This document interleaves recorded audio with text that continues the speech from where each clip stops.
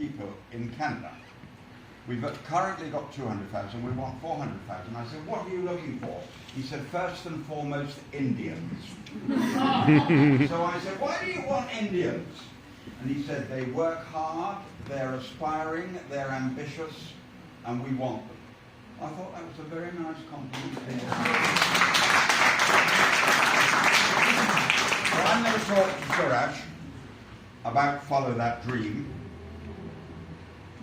Because I've known Suresh for years, but I've been an author myself now for 40 years. And I have more happy memories on my tours around the world with India than any other country. In Bangladesh, 8,500 people came to hear me speak. I think that's a little more than I think. And so I have an immense affection for your country, not least because I love your cricket team. And over the years, I've had so many friends. I began my life at Oxford, 100 years ago, when the Nawab of Patodi was captain of Oxford and India. And we became good friends. And indeed, 20 years ago, when I came over, he held a dinner in my honor with Capel Death, another, he's quite average all round around and I could just go through the people who in your country who've given me happiness, and 9 out of 10 of them are cricketers, except when you're playing England. So Suresh is a typical example of someone who has taken up the dream of what can be achieved in this country. And I'll tell you one thing, Suresh. What an amazing country this is, and still is. I'm damn glad I wasn't born in Russia. I'm damn glad I'm not a young man in Ukraine at the moment. Yeah. I'm damn glad there are several countries I wouldn't want to, but I still think it's a privilege to be in this country. And the Indian community have played a vast part in the success. So we've ended up with an Indian Prime Minister.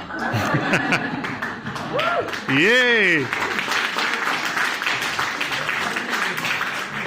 I wanted to be Prime Minister. I clearly should have been born in Calcutta. It's an amazing achievement. And isn't it a wonderful comment on our country? But he is living in number 10 Downing Street. So what Suresh believes in Follow That Dream, you see it in this country the whole time. And it's wonderful. I remember when we had the first chairman of the small businesses in London, and I went to the Guildhall to congratulate the Indian who was the first Indian to be chairman of small businesses. And he was very proud of the fact that he was an electrician and would go around the East End with his van and help people who needed an electrician. And I've never forgotten what he said. He said, you know, Geoffrey, the sign on the side of my van was, you've tried the cowboys, isn't it time you tried the Indians? So now I'm going to ask Suresh some questions, because I'll tell you how I write, then we're going to press him a little. I rise at 5:30 in the morning, and I write from 6 until 8 for 2 hours. I take a break from 8 until 10, and from 10 until 12, I write for 2 hours. I take a break, have lunch, probably go for a walk, and then sit down again at 2 o'clock and work from 2 o'clock until 4 o'clock for 2 hours. I then take another break and do the final session in the evening between 6 and 8, have a light supper, we'll be back in bed by 9:30, 10 latest, up again at 5:30. The first draft, and I'm going to ask you about drafts. The first draft takes me 50 days, about 300 hours. But if you see the book in the shop, I will have done 14 drafts. There is no shortcut to writing a novel. Any book. There is no shortcut. If there was, after 40 years, I would have found it by now. So I can promise you there isn't. So my first question to you, young man, is how long did it take you to write this book? And how many drafts did you do? Let me say Up, you layabout.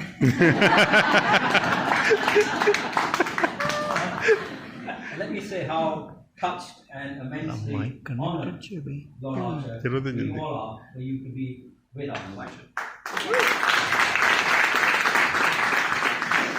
This journey I started in 2010, where I was scribbling notes down on pieces of paper.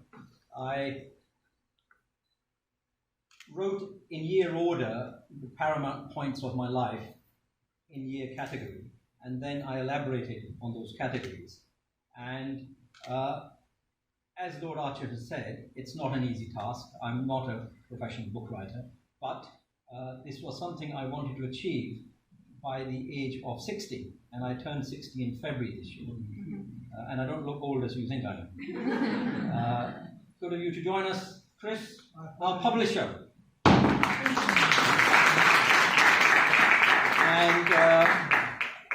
I wanted to make sure that this is a full and honest account of circumstances of history in mine and my family's life. And people say, what's your motivation for writing? It certainly isn't financial. My sole motivation has been to inspire and to make sure that there is a factual record of our family and legacy for future generations. Gone are the olden day ones, the forefathers who made all this happen, and they're not amongst us anymore. So I didn't want factual records to be lost in the course of time. That's why I felt it was important to have this record and a book which I named Follow That Dream, because when I was young, maybe 7, 8, 9, I had dreams. I used to read the comic books and I wanted to be the hero of the comic books. I looked at the television and I saw the Bionic Man and I wanted to be the Bionic Man. So, you know, all these dreams and aspirations you have when you're growing up, and you just want to fulfill them as you go along. So that's the main motivation, Lord Archer, why I started it. Very good. Very good.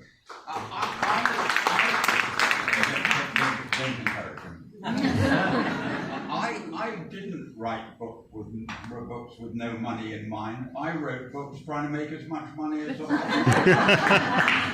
So we have that difference straight away. Not least because I was facing bankruptcy at the time. So I want to tell you about the excitement of my first book before you get excited about your first book. 15 publishers turned my first book down. Not a penny more, not a penny less. It has now sold 27 million copies. No. Just having a go at 15 publishers, not you. So it's not easy to get published. It's not, everyone thinks, gosh, I could write a book. And it's just like anything else. If you want to be number one, or you want that, it's very competitive. When young people come to me, and he's not a young person, he's already told you he's 60. I'm 83, so you're a child. When young people come to me and say, Geoffrey, I want to write a book. And I say, go to the ballet. They say, what? I say, go to the ballet. Why would I go to the ballet, Geoffrey? Well, when you go to the Royal Opera House and you see, let us say, you're lucky enough to see the Bolshoi, you will see the prima ballerina on the center of the stage. And you must think about how many hours it's taken her to get on the center of the stage. And then you must think about all the girls behind her and how many hours they've taken to get on the stage. Not mentioning the thousands of girls who would love to be on the stage. It's no different for an author. It's no different if you want to be number one on the New York Times bestsellers list. It's just as difficult. And so I tell authors to go to the ballet, because it is hard work. And I admire anyone who has written a book. I admire anyone, because I know how many hours must have gone into writing Follow That Dream. Now, Suresh mentioned a very interesting thing during his comments. He said, I did it for my family. There can't be a better reason. In 100 years' time, your great-great-granddaughter will read all about her great-great-grandfather. And that's a wonderful thing in itself. Mind you, they won't believe, because by then, AI will have taken over the world, but we won't be around anymore. So my next question, Be kind. Certainly not. My next question is, the book has already been a success and is selling well and you've drawn crowds in the House of Commons, House of Lords, and here. What next, young man? Well, the book, as some of you may realize, stops at 2010. That's when my life kind of took a different direction, if I may say. And it goes to show how one's life can be uncertain, unpredictable. You can't chart certain things out, and things unexpectedly happen. So I've kept that for the next book, which will be the continuation of Follow That Dream, which will highlight the challenging circumstances that I faced in my life. Yes, there is another book in me, Lord Archer, and I hope you guys will support it as well as you have supported the first one. I would like to add also that I am forever grateful to, and Lord Archer touched on this earlier, to this country for giving us the opportunity for doing what we do. And if it hadn't been for them being so welcoming, when my father came here in 1955, 25th of February, and you'll see it in the book cover, we start with the copy of his air tickets when he came on a TWA flight from Bombay to Cairo and then Cairo to London. So we have his boarding card there, we have his ticket there, which he presented to me amongst his cherished items of memorabilia, which he kept in an old suitcase since 1955. He was very disciplined, he was well educated, and he knew that these memorabilia items of letters and receipts would come handy. So when he was shopping in Whitechapel in 55, he even kept the receipts of his shop. He even kept the money orders that went back to the Punjab each week to support my mother and the 4 children that they had and that she had to bring up on her own with the grandfather. So there is a lot of challenging times there. My father's treat once a week was to have a pint of Guinness every Friday from his paycheck. You know, that was his luxury, but the rest of the money went back home. So those things we cannot comprehend. We cannot imagine the hardship that they endured. But did they not do well? Did they not do well by doing all for us? And now we're doing the same thing for our kids. You know, it's amazing. That breed of grandparents and parents will never be again. They were made from a different soil altogether. And we cannot repay the debt to them that we owe.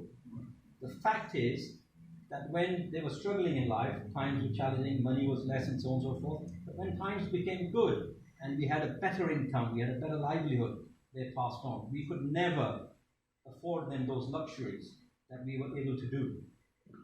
So my only one regret in life is that I could never repay that debt that I owe my parents, and I will forever owe that to them. Very important. Well,